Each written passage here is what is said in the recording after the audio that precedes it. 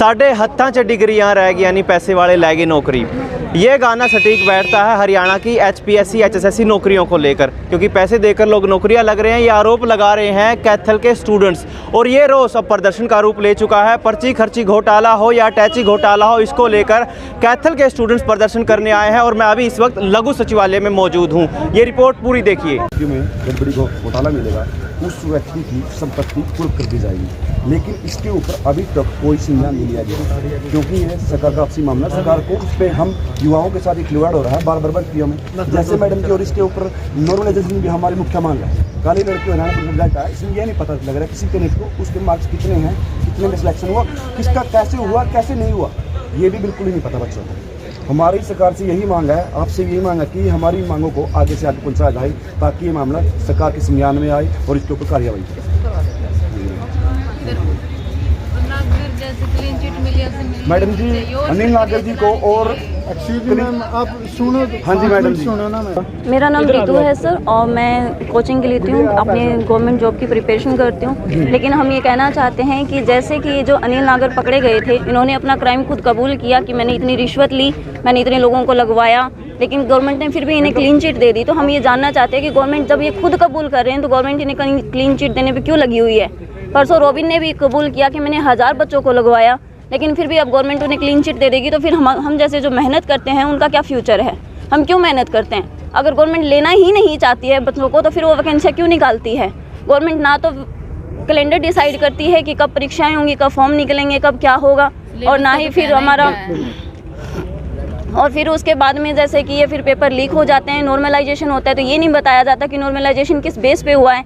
तो ये हम सब बच्चों के साथ खिलवाड़ है। जो मेहनत करते हैं, जो पढ़ते हैं, दिन रात एक करते हैं, उनके साथ कोरा भविष्य के साथ खिलवाड़ किया जा रहा है। तो हम चाहते हैं कि गवर्नमेंट हमारी मांगों को ध्यान में रखे और इनके ऊपर काम करे।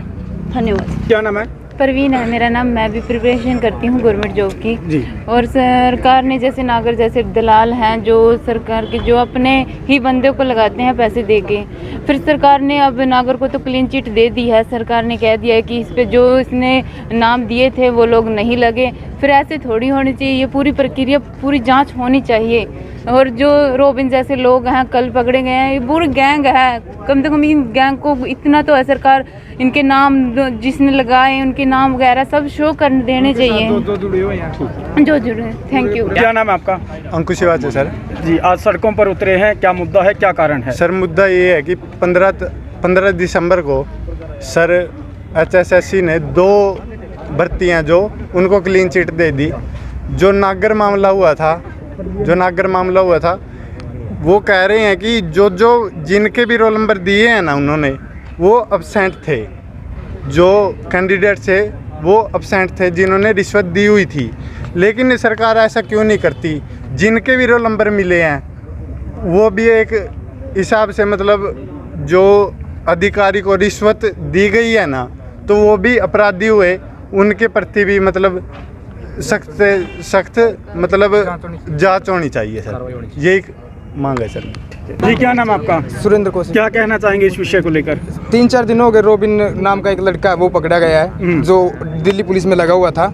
उसने खुद कबूल किया है कि मैं कितने लोगों को लगवा चुका हूँ और कितने लोगों से पैसे ले चुका हूँ, लेकिन सरकार इसके ऊपर भी कोई वो ध्यान दे रही है। अब ये विषय ये है कि सर जैसे हरियाणा में जो भर्तियां हो रही है वो बिल्कुल फेयर तरीके से नहीं हो रही, क्योंकि उनमें बार बार गड़बड़ घोटाला, जैसे पीछे भी सेक्रेटरी पेपर लीक हुआ, उसके बाद हरियाणा पुलिस का लीक हुआ, और सर अब रिसेंटली आप लोगों को पता होगा अनिल नागर जो HPSC और HSSC के डिप्टी सेक्रेटरी है, वो अपने ऑफिस में रंगे हाथों 1 करोड़ रुपए की रिश्वत मिली है, और सरकार ने उनके ऊपर कोई कार्रवाई नहीं की, उनको क्लीन चिट देकर छोड़ दिया गया है। और जैसा कि पिछले विधानसभा सत्र में सरकार ने बोला था कि जो भी भर्ती में धांधली में मिलेगा कोई, उसकी पूरी संपत्ति कुर्क कर दी जाएगी, लेकिन उनके ऊपर ऐसी कोई कार्रवाई नहीं हुई, क्योंकि धड़ल्ले से घोटाले से ये लोग बेफिक्र होकर युवाओं को पैसे ऐंठ कर नौकरियां दिलवा रहे हैं, और हम जैसे उस्ताना बच्चे जो पढ़ रहे हैं, पूरी मेहनत कर रहे हैं, वो पीछे रह रहे हैं। हमारी यही मांग है कि